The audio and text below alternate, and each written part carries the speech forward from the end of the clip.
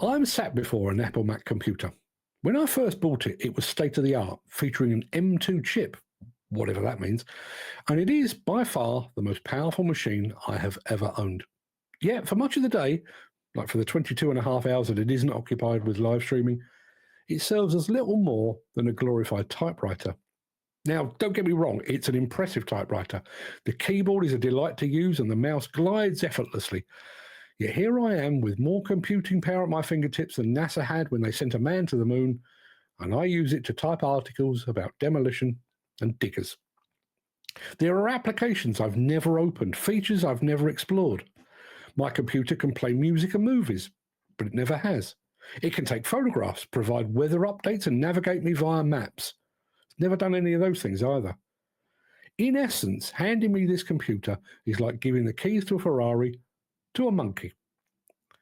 But I'm not a Luddite, and neither, I suspect, are the tens of thousands of equipment operators around the globe that rarely touch the tech crammed into the cabs of their machines.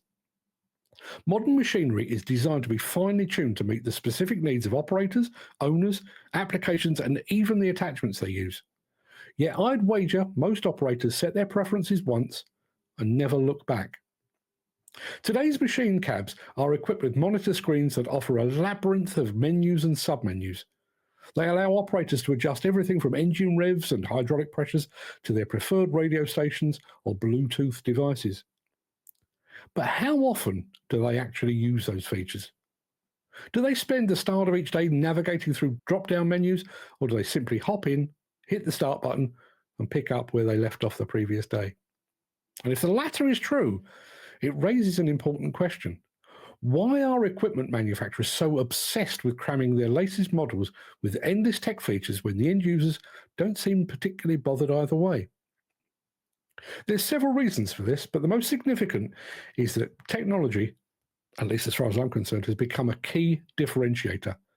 It's the battlefield on which manufacturers now compete for market dominance and sales.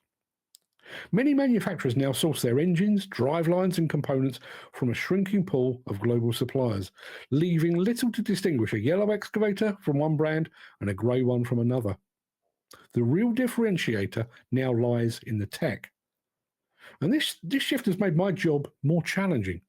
Press releases that once detailed a machine's size, operating weight, bucket capacity, dig depth, reach, payload, now bury those important facts beneath descriptions of 7-inch displays, Bluetooth connectivity, and AI-powered reversing cameras. It's like a car salesman fixating on the capacity of the ashtrays or the design of the door handles when all you want to know is how fuel efficient the car is for your daily commute. And there's another critical point to consider.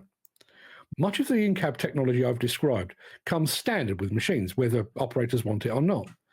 Even if you haven't fully embraced telematics, your machine is literally brimming with sensors monitoring every single function. And yet, the technology that could genuinely enhance site safety, obstacle avoidance systems, reversing cameras, human form recognition, is typically only available as an optional extra. The dichotomy is puzzling. Manufacturers prioritize flashy, marketable tech features over the practical ones that could potentially save lives. It's as if the industry has lost sight of what truly matters, favoring bells and whistles over foundational safety improvements. We have access to incredible technology. Much of it goes underutilized or misprioritized. My computer, like many modern machines, holds untapped potential. Yet both are often reduced to their simplest functions because the complexity and abundance of features overshadow their practical use. So perhaps it's time for a recalibration, to shift the focus from tech for tech's sake to technology that genuinely enhances usability and safety.